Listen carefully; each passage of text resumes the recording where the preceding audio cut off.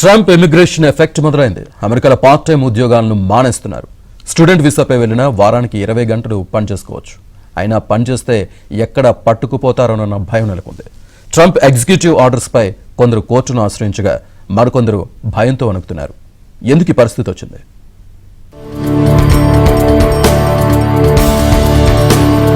భయం నెలకొంది. అమెరికాలోని భారతీయ విద్యార్థులు పాకెట్ మనీ కోసం పార్ట్ టైం ఉద్యోగాలను సైతం వదిలేస్తున్నారు. నిజానికి F1 వీసాతో వచ్చే విద్యార్థులు వారానికి 20 గంటల వరకు పార్ట్ టైం జాబ్స్ చేసుకోవచ్చు. అయితే పనిచేస్తున్నప్పుడు వర్క్ ప్లేస్ లో ఎవరైనా పట్టుకుంటే వీసా రద్దయిపోతుందని, వెనక్కి పంపించేస్తారన్న భయం వారిని వెంటాడుతోంది. యూనివర్సిటీల్లో చదువుకునేందుకు వచ్చిన వారు చదువుకునేందుకు వీల్లేదని ట్రంప్ ఇటీవల హెచ్చరించారు. వీసా నిబంధనలు కఠినతరం చేస్తామన్నారు. ట్రంప్కి చెందిన రిపబ్లికన్ పార్టీకి చెందిన వారు రెస్టారెంట్లు, సూపర్ మార్కెట్లు, గ్యాస్ స్టేషన్లపై ఒక కన్నేశారు. వీటిల్లోనే ఎక్కువ మంది భారతీయ విద్యార్థులు పార్ట్ టైం జాబ్స్ చేస్తున్నారు. పనిలో ఉండగా ఎవరైనా కంప్లైంట్ చేస్తే లేనిపోని చిన్న ఖర్చులకు కూడా భారతీయ విద్యార్థులు ఇకపై తల్లిదండ్రుల మీద ఆధారపడాల్సిన పరిస్థితి వచ్చింది. అసలే లక్షల్లో అప్పు చేసి చాలా మంది విద్యార్థులు అమెరికాలో చదువుకునేందుకు వస్తూ ఉంటారు. మెయింటెనెన్స్ కోసం మళ్లీ అప్పులు చేయాల్సిన పరిస్థితి వచ్చింది.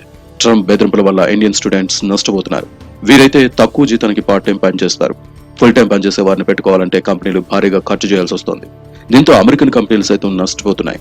మధ్యలో డబ్బులు లేకపోతే వేలాది మంది భారతీయ విద్యార్థులు అమెరికాలో పార్ట్ టైం జాబ్స్ మానేశారు. కొన్ని నెలలు వేచి చూశాక మళ్లీ జాబ్స్ లో జాయిన్ అవుతామని అంటున్నారు. వర్క్ ప్లేసెస్ లో ఇమిగ్రేషన్, హోమ్లాండ్ సెక్యూరిటీ అధికారులు చెక్ చేస్తున్నారు. నిబంధనలు ఏమాత్రం ఉల్లంఘించినా డిటెన్షన్ సెంటర్లకు తీసుకెళ్తున్నారు. అక్కడి నుంచి స్వదేశాలకు పంపించేస్తారు.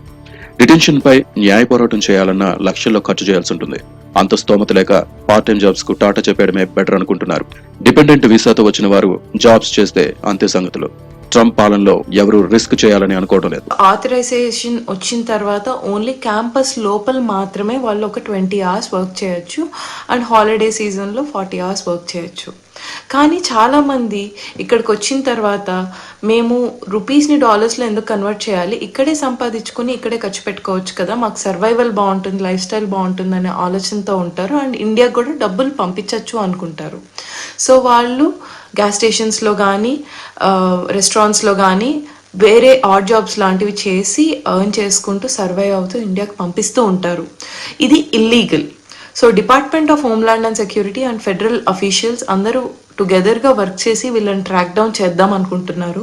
దీనికి జెల్ పేమెంట్స్ కానీ, బ్యాంక్ చెక్స్ కానీ, డిపాజిట్స్ కానీ, ఇండియాకి పంపించే మనీ ట్రాన్సాక్షన్స్ కానీ, స్క్రీన్ షాట్స్ కానీ, వాట్సాప్లో మీరు ఏం మాట్లాడుతున్నారు, మీరు ఎక్కడున్నారు, కొంతమందికి అయితే టైం స్టాంప్ ఇన్ గూగుల్ మ్యాప్స్లో చూసి మరీ అది కనుక్కున్నారు. సో ఓవరాల్గా స్టూడెంట్స్ కొంచెం భయపడుతున్నారు. ఎందుకంటే అసలు ఏమవ్వబోతుంది, మాకు అప్రూవల్స్ వస్తాయా, జాబ్స్ వస్తాయా, అలాగా.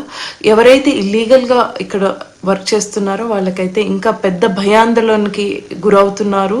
అమెరికాలో ప్రస్తుతం 3.3 లక్షల మంది ఇండియన్ స్టూడెంట్స్ చదువుకుంటున్నారు. వీరిలో ఒక్క టెక్సాస్ లోనే 12%, న్యూయార్క్ లో 10% మంది ఉన్నారు. గతేడాది భారతీయ విద్యార్థుల సంఖ్య 23% పెరిగింది. అవకాశాలను అందుకోవడమే లక్ష్యంగా వీరంతా అగ్రరాజ్యంలో అడుగుపెట్టారు. ఇప్పుడు వీరి కలలన్నీ కలలవుతున్నాయి. డాలర్ డ్రీమ్స్ ను డొనాల్డ్ ట్రంప్ చెరిపేస్తున్నారు.